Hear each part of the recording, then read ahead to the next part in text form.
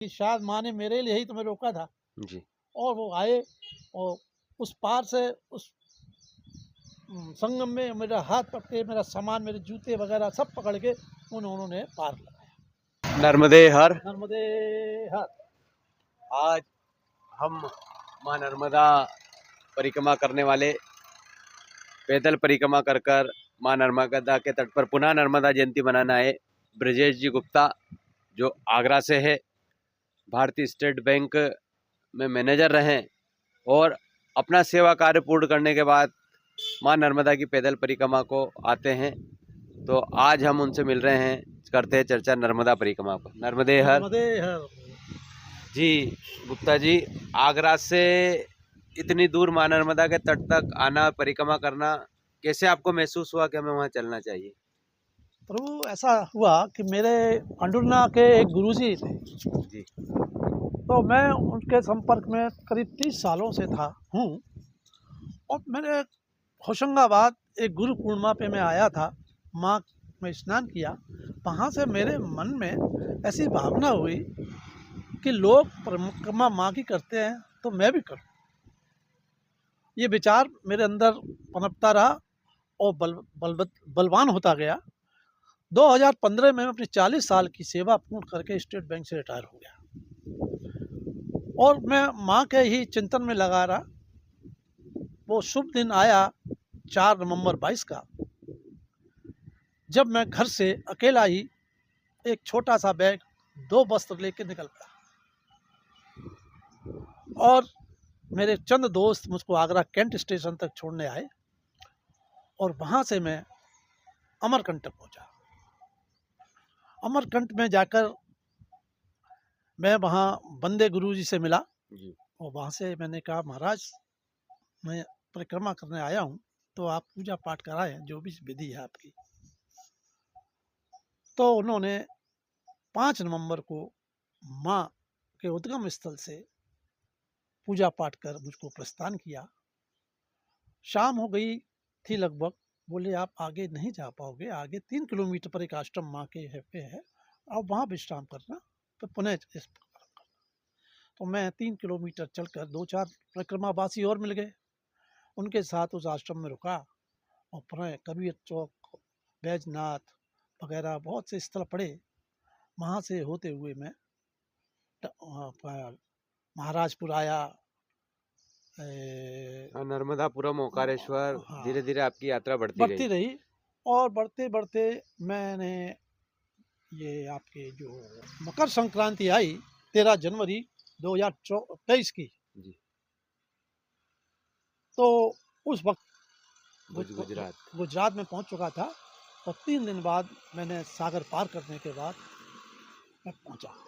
इस तरह मैंने 140 दिन पैदल यात्रा करके अमरकंटक पहुंच के वहाँ पर मैंने कन्या भोग किया।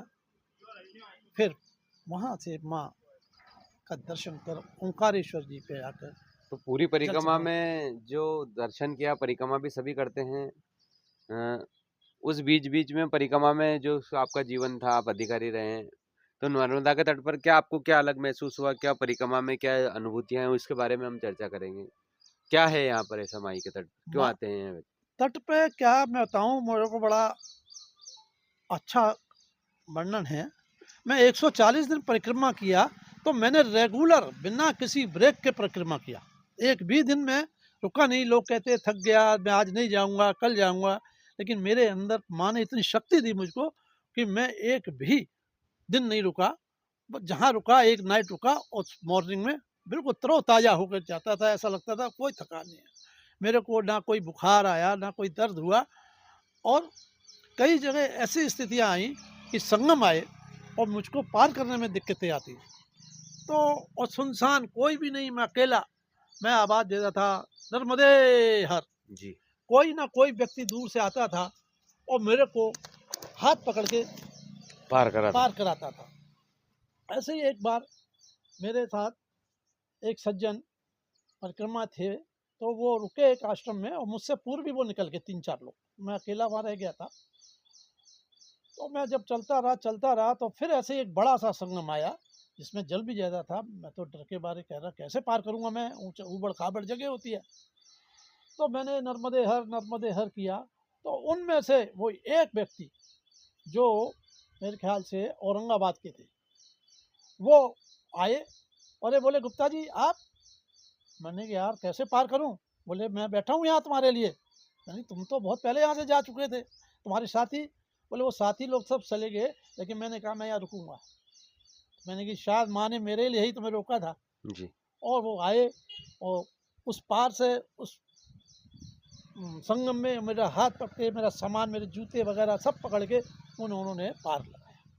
इसी तरह एक जगह मैं जा रहा था, तो दो कन्याएं संगम के उस पार गांव में कब बर्तन धो रही थी। वहाँ भी मेरे पास यही स्थिति आई। मैंने जब उन्हें आवाज़ दी तो वो बच्चियाँ आईं और मेरे को हाथ पकड़ के उन्होंने पार कराया। मैंने उनके पैर छुए, मेरी माँ ही मेरे को लेने आई है और कुछ दक्षिणा स्वरूप उनको भेंट किया। इस तरह ये परिक्रमा में कई अनुभव आए। तो इतने लोग प्यार से मिलते हैं, इतना सम्मान करते हैं, ज़िंदगी में आपको कहीं वो सम्मान नहीं मिलेगा। जी। आपका कद ऊंचा हो जाता है, आपका सम्मान होता है और समाज आपका सम्मान करता है। मैं तो लोगों से यही कहूँगा, जब भी मौका मिले, जीवन का क्या है, कुछ अपने लिए भी करो। जीवन जाने किस दिन चला जाएगा। अगर आपने जीवन में कुछ नहीं किया, अपने लिए नहीं किया, तो व्यर्थ है जीवन। एक बार माँ की शरण में जाके देखो तो सही। मैं यहाँ आया हूँ, 1 हफ्ते से रह रहा हूँ, और मैं आया था तो 2 ही लोग हैं, लेकिन जो आनंद यहाँ बरस रहा है ना, वो आनंद उसी को मिलता है जो यहाँ रहेगा, जो उसको महसूस करेगा। जी। देखने से आनंद मिलता है, सुनने से आनंद नहीं मिलता है।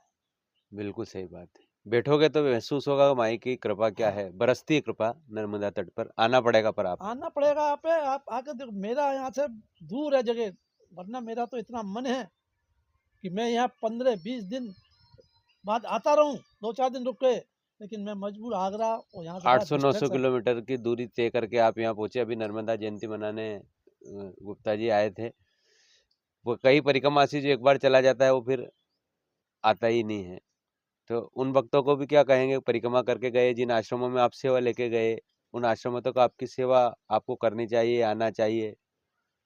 यही भावना मेरे अंदर आई थी जब मैं यहाँ से परिक्रमा करके गया, और लोगों ने इतना सम्मान किया, जगह जगह रोक रोक के मुझे अपने घर में भी ठहराया, खिलाया। गरीब से गरीब लोगों ने, गन्ने का जूस वाले ने मुझको गन्ने का जूस पिलाया। मैंने उसको पैसे देने की कोशिश की तो बोला नहीं, माँ सब दे रही है, माँ करा रही है।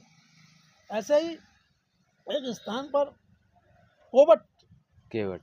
कोवट के हाँ फल, हाँ कबूल। हाँ कोवट कहते हैं, हाँ उसका चटनी बना के खिला रही थी, हाँ कबीट। कविट। तो उसने मुझको चटनी बना के खिलाई, और मैंने जब पैसे दिए तो उसने पैसे लेने से इनकार करा। मैंने कहा था तू एक चीज़ मुझे दे दे, मैं तेरे साथ एक फ़ोटो लूँगा। हम्म, तो बोली ज़रूर लीजिए। मैंने उसके कंधे पे हाथ रख के एक उसका फ़ोटो, ये इतने फ़ोटो मेरे पास मेमोरी में हैं, मैं रोज़ उनको देखता हूँ। डेली मैं उनको देखता हूँ। मेरे पास कम से 4-5 हज़ार फ़ोटो होंगे माँ के तट के, और मैं उन सबको देख के आनंदित होता हूँ।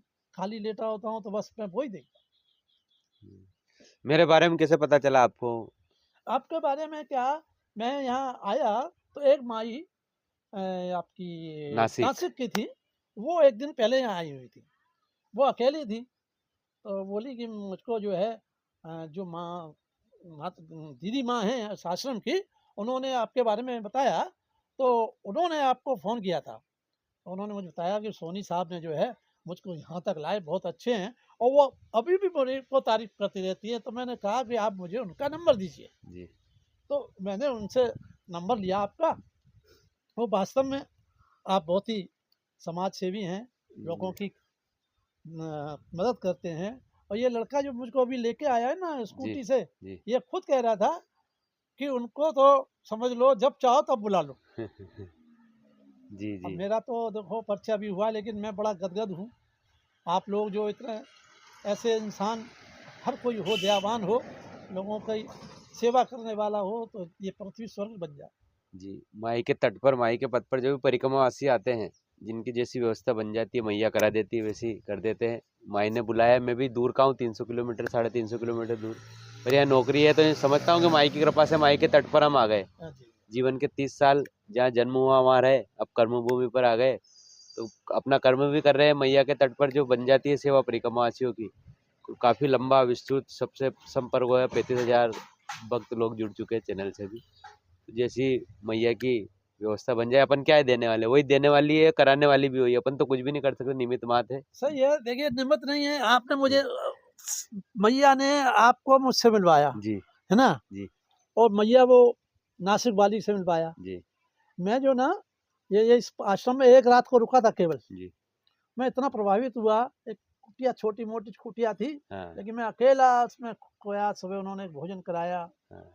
कुछ दान दक्षिणा भी मेरे को महसूस हुआ कि ये लोग इतनी सेवा कर रहे हैं, इन्हें भी पैसे की ज़रूरत होती है। जी बिल्कुल ये बिल्कुल। नहीं कि खा के चले जाओ। चले जाओ अगर आप सामर्थ्यवान हैं, तो जरूर सेवा करें उन ज़रूर आश्रमों सेवा की, जहाँ कीजिए। आपको लग रहा है कि यहाँ जरूरत है। हाँ, वहाँ ज़रूर दीजिए, पैसा देने से घटता नहीं है।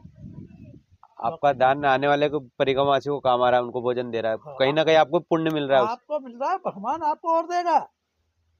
ये मत समझो कि मैं दे रहा हूँ। अगर आप पे हाथ है ना, तो अपने हाथ को रोको मत। क्या ज़रूरत है? बहुत दिया भगवान ने, वो देता ही है। तो इसलिए यहाँ पे जहाँ ज़रूरत हो, वहाँ ज़रूर अर्थ से सेवा कीजिए, ज़रूर। अर्थ बहुत ज़रूरी है, बिना अर्थ के बिना कुछ नहीं चल सकता। किस तरह से यहाँ व्यवस्थाएँ होती हैं, आपकी सेवा करते हैं, खिलाते हैं कितने प्रेम से, तो अर्थ भी चाहिए होता है। तो मैं तो ये निवेदन करूँगा, जो भी परिक्रमावासी आएँ, कुछ ना कुछ, ज़्यादा नहीं है, जो भी उनसे बनता हो, हाँ वो जो तो है। सामर्थ्य हो, उतना दें। आपका दान भी, लोग कहते हैं ना, ये एक अन्नदान है। भई आपके पैसे से अन्न ही तो खिलाया जाएगा, और अन्नदान तो सबसे बड़ा दान। तो 8 दिन माँ नर्मदा के तट पर माँ नर्मदा जन्मोत्सव आपने मनाया, माँ नर्मदा आश्रम काकरियाओं में। किस कांकरिया। हाँ, काकरिया गांव में माता जी के पास जो आश्रम है वहाँ, कितना गुप्त। नर्मदा आनंद जन्मोत्सव का कितना आनंद आया वहाँ पर। बहुत ही आनंद आया था, पूजा पाठ भी करी हैं, और कभी मैं डांस नहीं किया तो मैं डांडिया भी कर लिया, जी है जी। ना? तो मैंने उनको बोला कि आपने मुझे नचा भी दिया, मैं तो कभी हाथ भी नहीं उठाता नाचने में, आपने मुझे नचा भी दिया, और क्या आनंद चाहिए? ये तब होता है जब अंदर आनंद होता है, हाँ, तब वो बाहर प्रकट होता है। यही लगता है कि ये जीवन का आनंद है यहाँ माई के तट पर। फक वक्त आप कर मैं दिल की कहूँ ना, तो मेरा तो यहाँ से जाने का मन ही नहीं है, लेकिन गृहस्थ हूँ तो जाना ही पड़ेगा। जी बिल्कुल सही बात। इतने दिन मुझे घर की ही याद नहीं आ रही। जी वाइफ को छोड़ के आया हूँ बच्चों के साथ, लेकिन मैं तो अपने मैं बात भी नहीं की मैंने एक हफ्ते से। जी बच्चों से जरूर वीडियो से होती है, दादू आ गए, दादू आ गए, दादू से बात करो, दादू दादू दिखाते, देखो बेटा मैं यहाँ हूँ, देखो मैंने ये खाया, मैंने ये पिया, देखो ये कितना बढ़िया है। जी। तो देखिए एक छोटी सी मुलाकात, कहते हैं मैया के तट पर आपको किसी से मिलने नहीं जाना पड़ता है, कहीं दूर यहाँ भाई साहब आगरा से आए, कोई उत्तर प्रदेश से आता है, कोई गाजिया से आता है, हुबली, कर्नाटक, हिमालय, सभी तरह के ग्रस्त लोग, संत, सभी का दर्शन हमें यहाँ बैठे बैठे माई के तट पर हो जाता है। आज आपसे मुलाकात हुई, बड़ा आनंद आया, और माई के तट पर ऐसे ही वक्त लोगों से मुलाकात होती रहे, ये आनंद बरसता रहे, क्योंकि ज़िंदगी सबकी खुश नसीब नहीं होती, और माँ नर्मदा की चरण चाकरी सबको नसीब नहीं होती। और जो भी आ जाता है मेरी माई की शरण में, जिंदगी कभी उसकी बदनसीब नहीं होती, जिंदगी कभी उसकी बदनसीब नहीं होती।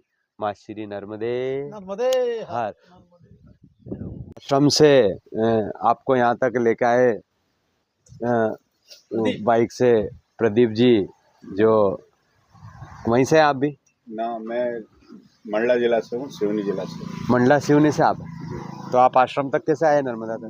मुझे माता जी ने कुछ ऐसे सेवा करने का आदेश दिया जी तो 1-1.5 महीने के लिए आना के लिए उपस्थित मजबूर कर दिए।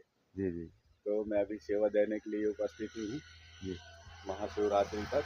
जी उसके बाद में जाने के लिए पुर से आया था इमरजेंसी। जी मेरे गुरुदेव जी उमा शंकर तिवारी जी ने पहुँचाया, माँ के गुरु माता जी के मित्रता है। तो धार वाली माता जी के आश्रम पे गुप्त गंगा आश्रम पे हमने रुके हुए, 1 महीने रुकने का भी प्लान है। इसके बाद माई चाहे क्या कराती है देखिए। मंडला से भी निकलते परिक्रमा अच्छी है तो वहाँ भी जी, मेरे गांव थोड़ा ऊपर हो जाता है, माँ नीचे हो जाती है। मैं छिंदवाहा घाट से हूँ। हाँ धूमा हाँ माल मेरा गांव का नाम है। जी। घनसौर बिलाक है, हाँ घनसोर किंदरी निकलते हैं केदारपुर परिक्रमा मार्ग है जी। जी। बड़ा आनंद है मंडला में, तो मैया का अद्भुत स्वरूप का दर्शन होता है। जी जी, 2 धारा टेकरी से ऊपर हूँ, आइएगा, उधर भी महिमा का, मैं भी इसी तट का हूँ प्रभु। जी जी जी। तो देखिए ये आनंद है जो बरसता है माई के तट पर। नर्मदे। हरदा जिले से लगी 2 घंटे से रावेत